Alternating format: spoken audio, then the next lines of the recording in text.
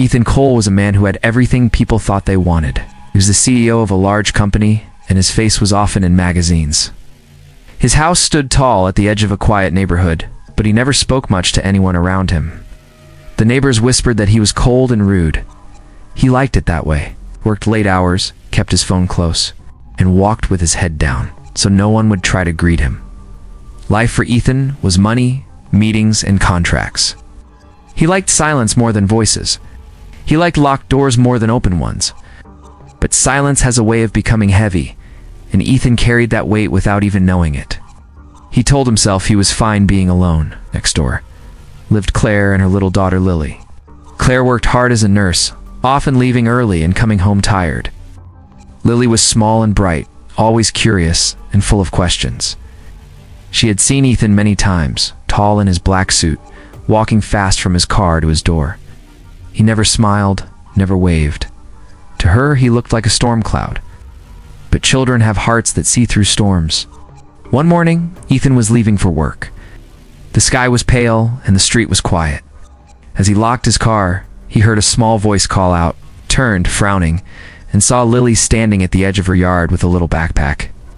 She held the strap with both hands and looked nervous, but she did not look away. "Will you walk me to school?" she asked. Her voice was soft but clear. "You live right here and school is on your way." Ethan blinked, not sure if he heard right. He had no habit of talking to children. His first thought was to refuse. He opened his mouth to say no, but Lily's eyes held him. There was no trick in them, no fear, just a child asking for company. He felt something unusual press against his chest. It was small, but sharp, like a knock on a locked door. "Shouldn't your mother take you?" Ethan asked, his tone rough. "Mom has work early," Lily said. "She trusts me to walk, but she said if someone good was nearby, it would be better." The word good echoed in his head. Ethan never thought of himself that way. He told himself again to walk away, did not have time for such things. But his hand, already on the car door, froze. He looked at Lily again and saw her waiting with quiet hope. Tss. The air felt heavy. He let out a slow breath and gave a short nod. "Fine. Let's go," he said. Lily's face lit up with a smile that startled him. She hurried to his side, her small steps trying to match his long ones. She started talking right away, asking about his car, his watch, why his tie was always black. Ethan did not answer much. He kept his eyes forward and his mouth closed. But her voice filled the silence, and for the first time, he noticed the quiet did not feel so heavy. When they reached the school gate, Lily waved at him before running inside. Ethan stood there for a moment, watching her disappear into the crowd of children. His chest felt strange, almost warm, and he did not know why. Shaking his head, he turned and walked back, telling himself it was nothing. But deep down, something had shifted. The grumpy CEO who lived alone had taken his first step into another world. And it began with a little girl's simple question. The next morning, Ethan tried to leave early before Lily could see him. He told himself he had an important call and no time to waste. But when he stepped out of his house, Lily was already waiting near the sidewalk. She had her backpack on and her shoes tied tight. When she saw him, she ran over with a big smile. "You came," she said. Ethan frowned. "I did not say I would do this every day, but you walked me yesterday," she said simply. "That means you can do it again." Before he could answer, she slipped her small hand into his. Ethan froze, unsure what to do. Her hand was warm and light. He wanted to pull away, but something in him held back, so he let her walk beside him. As they moved down the street, Lily talked again. She asked about his office, about why he always wore dark suits, about if he liked candy. Ethan gave short replies or no reply at all, but Lily did not seem to mind. She kept talking, filling the morning air with her small voice. After a while, Ethan asked, "Why do you talk so much?" Lily laughed. "Because silence is boring, don't you think so?" Ethan looked at her, surprised. He had lived in silence for years, thinking it was safe. But now, he felt unsure. He did not answer. When they reached the school gate, Lily waved and shouted, "See you later," then she ran inside. Ethan stood there again, staring after her. He told himself this would not continue, yet the strange warmth in his chest returned. That evening, when Ethan came home, he saw Claire outside fixing a loose board on their small fence. She looked tired but determined. Lily played nearby with a ball. Claire noticed Ethan and gave a polite nod. He nodded back and went into his house without a word. But through the window, he saw her struggle with the board and hammer. For the first time in years, he felt a pull to step outside and help, but he stayed still. The following morning, Lily was waiting again. "Ready?" she said, holding out her hand. Ethan sighed, but walked with her. This time she told him about her teacher, her best friend, and how she wanted to be an artist. She asked him what he wanted to be when he was little. Ethan hesitated. No one had asked him that in years. "I wanted to build things," he said finally. "Houses, bridges, something people could use." "Then why don't you do it?" Lily asked. Ethan had no answer. His life had taken him away from that dream. Her question stayed in his mind long after he left her at school. Later that week, Ethan came home late. The street was quiet, and lights were off in most houses. As he walked to his door, he noticed a drawing on his porch. It was a picture made with crayons. 3 figures stood together holding hands. One was Claire, one was Lily, and the third was tall in a suit.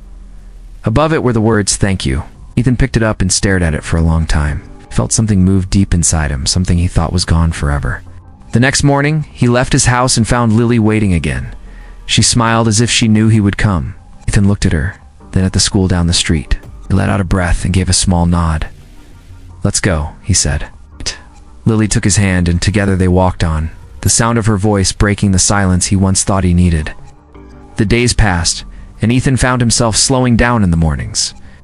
He used to rush out of his house, phone in hand, car keys ready, but now he looked toward the sidewalk. Lily always stood there waiting, bright and ready, her backpack slightly bigger than her small frame. It became a quiet routine. She would slip her hand into his, and they would walk together while she talked about her world. One morning, Lily told him her crayons were broken, and she could not finish her art project. She said it without complaint, but Ethan noticed her voice was softer than usual. He did not say anything, yet that evening he drove to a store and bought a box of crayons and paper. He left the bag on her porch without knocking.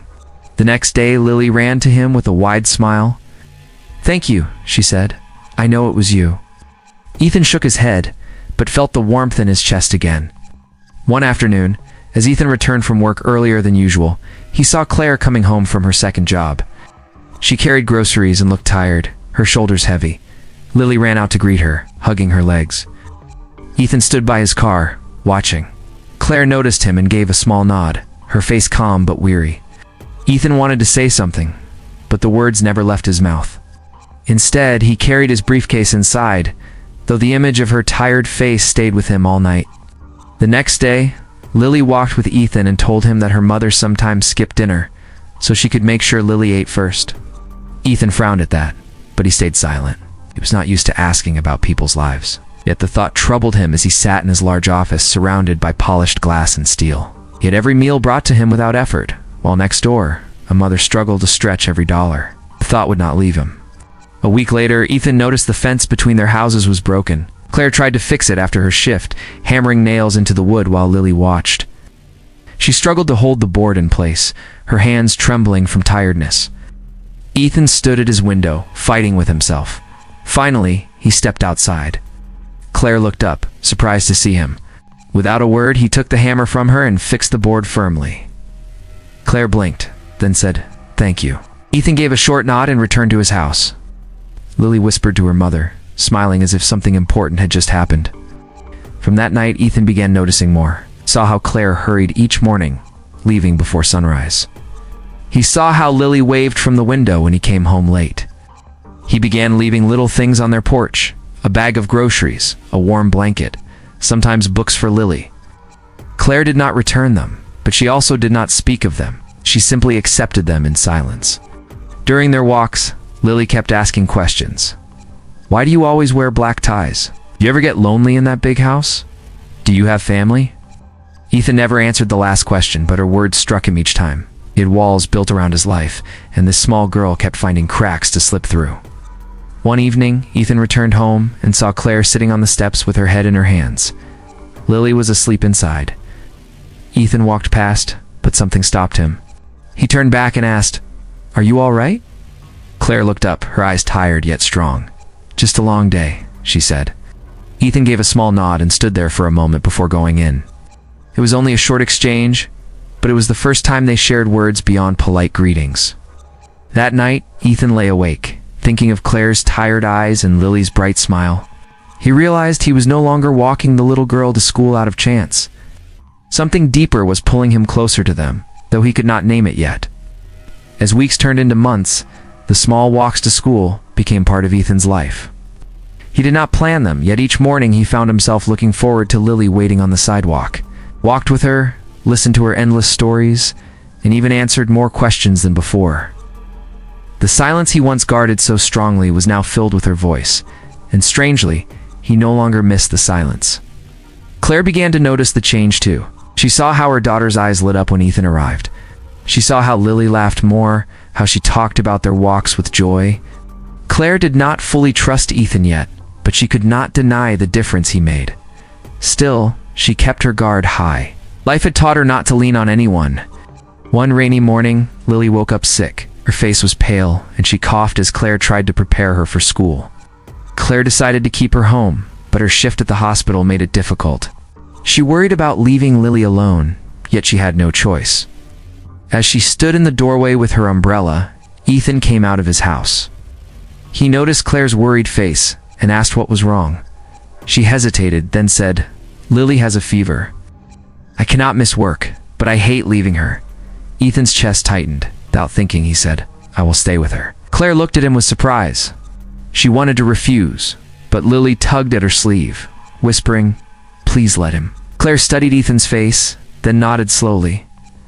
"If you are sure," she said. Ethan gave a firm nod, and Claire left reluctantly.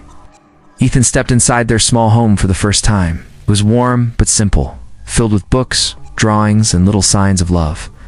He sat near Lily's bed while she rested. She asked him to read a story to her, and though he felt awkward, he did it. His deep voice filled the room, and Lily listened with half-closed eyes. She smiled and whispered, "You sound better than the radio." Ethan did not reply, but his heart stirred. Hours passed, and Ethan made soup the way he remembered his mother making it long ago. He fed Lily carefully, adjusting the blanket around her. He was not used to caring for someone, but the motions felt natural, almost buried inside him, waiting to return. When Claire came home, she found Lily asleep with a soft smile and Ethan sitting nearby, watching over her. Claire froze at the sight. For a moment, the walls she built around herself cracked. "Thank you," she said quietly.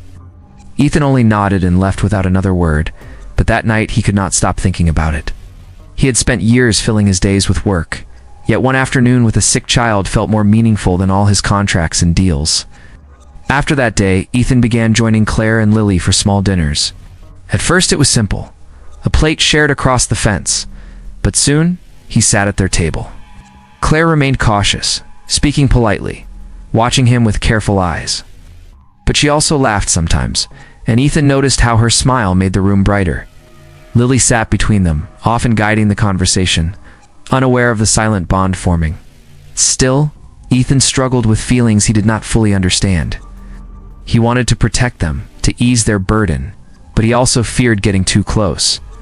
The life he had built was one of control, and this was something he could not control. Yet each morning when Lily grabbed his hand, he felt the invisible thread pulling him closer. Claire saw it too, though she tried not to show it. She had lived with disappointments before, and she was afraid of hoping for more. The quiet evenings in that small house began to change Ethan. He found himself smiling more, listening more, even laughing once in a while. Something inside him was waking up, something he thought was gone forever. It was not grand or sudden, it was simple, like the sound of a little girl's laughter, like the tired smile of a woman who carried the world alone, and like the steady rhythm of footsteps on the way to school. Ethan never thought his evenings would be spent in a small kitchen, instead of a tall office building. Yet more and more, he found himself at Claire's table. The meals were simple, but he noticed they tasted better than anything he ordered at his company dinners. Lily would chatter through most of the meal. telling stories about school, her friends, and the drawings she made. Ethan listened, sometimes asking questions, and Claire watched him carefully, trying to understand the man behind the suit. Claire kept her distance at first. She was grateful for his help, but she was also cautious. She had seen people walk into her life and then disappear, leaving her to carry the weight alone. But Ethan did not seem to be leaving. He kept showing up. When the fence broke again, he fixed it. When the washing machine failed, he called someone to repair it and paid without asking for thanks. When Lily needed help with homework, he sat at the table and explained the problems with more patience than Claire expected from a man like him. One evening, Claire asked him why he helped so much. Ethan sat in silence for a while before answering, "Because I want to," he said simply. Claire did not push further, but his words stayed with her. The more time Ethan spent with them, the more he felt something changing inside him. He had always been careful with his time, careful with his feelings. Yet around Claire and Lily, he stopped counting hours. He stopped thinking about deals. Instead, he found himself enjoying small moments, like Claire humming while cooking or Lily falling asleep with a crayon in her hand. Still, Ethan struggled with doubts, asked himself what place he had in their lives. He was a CEO, used to boardrooms and long flights, not playgrounds and family dinners. Sometimes he wondered if Claire only let him in because of his money, but when he looked at Lily's smile or Claire's tired yet genuine laugh, he knew it was not about that. They accepted him not for what he had, but for what he gave of himself. One Saturday, Claire invited Ethan to join them at the park. Lily wanted to fly her kite. Ethan felt out of place at first, standing in the grass in his polished shoes, but Lily pulled him along. She laughed when he struggled with the string, and Claire laughed too. For a moment, Ethan forgot about work, about his guarded walls, and he laughed with them.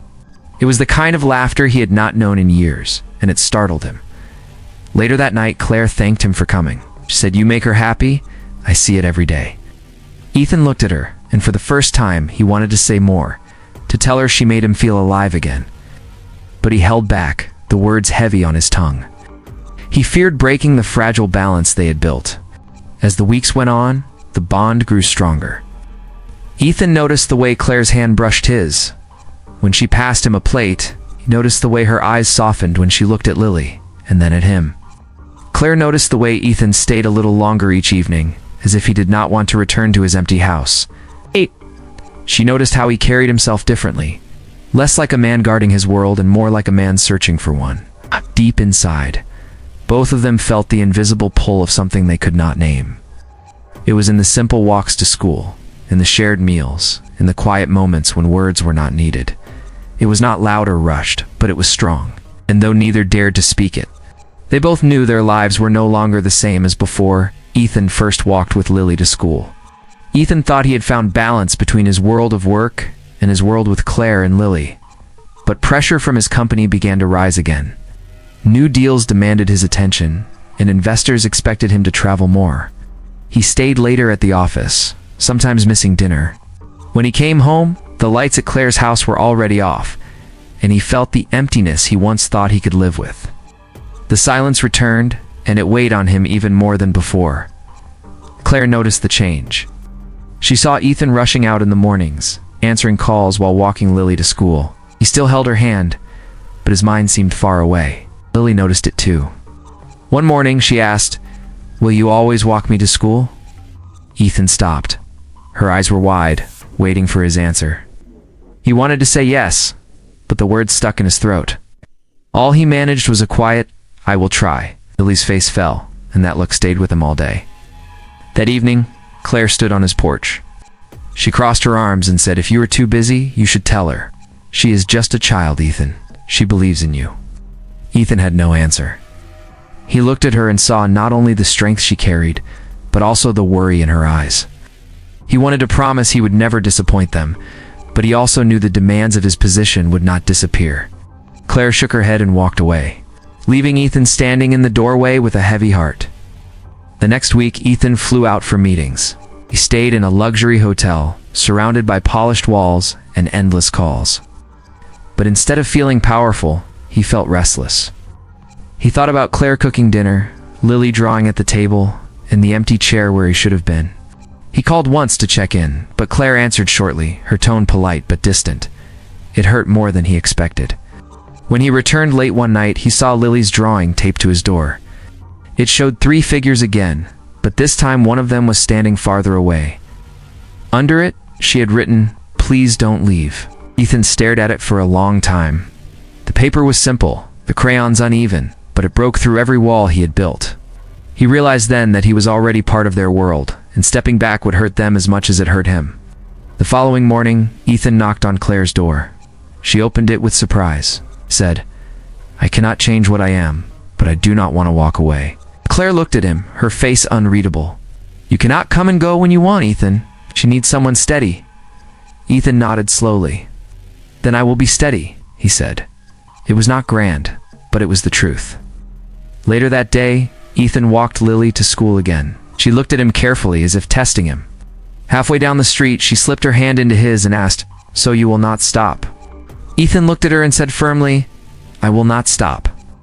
This time he meant it with everything inside him.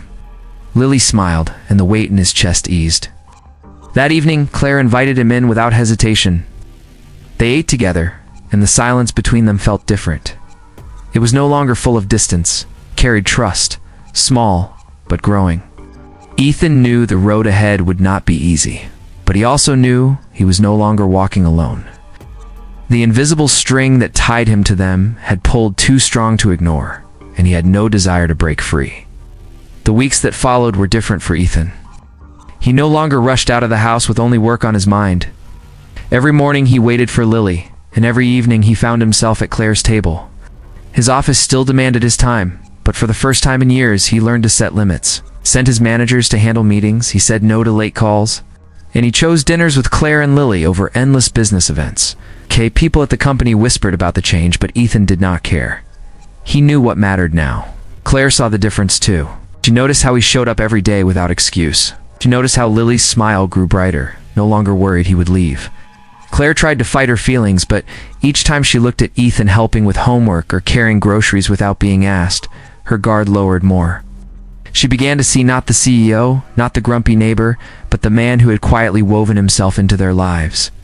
One evening after dinner, Lily fell asleep on the couch with her crayons still in her hand. Claire picked up the drawing and smiled. It showed 3 figures again, but this time they stood close together, holding hands under a sun. Ethan watched her as she looked at it. Claire met his eyes, and for a moment neither spoke. Then she said softly, "You have changed everything." Ethan shook his head. "You and Lily changed me." The moment hung in the air, heavy and real. Claire took a step closer. Ethan wanted to speak, to tell her everything he felt, but words were never easy for him. Instead, he reached out and touched her hand. She did not pull away. They stood like that, the silence no longer empty, but full of meaning. Days turned into weeks, and their bond grew stronger. Ethan no longer felt like a visitor in their home. He was part of it. Claire leaned on him more, letting him help, letting him in. Lily no longer asked if he would walk her to school. She knew he would. The question that started it all had turned into a promise lived out each morning. But even with the peace growing around him, Ethan still carried fear. One night he told Claire the truth, confessed how he had lived behind walls, afraid to love, afraid to lose. Claire listened without judgment. When he finished, she said, "You do not have to be perfect, you just have to stay." Her words were simple, but they reached him deeper than anything else.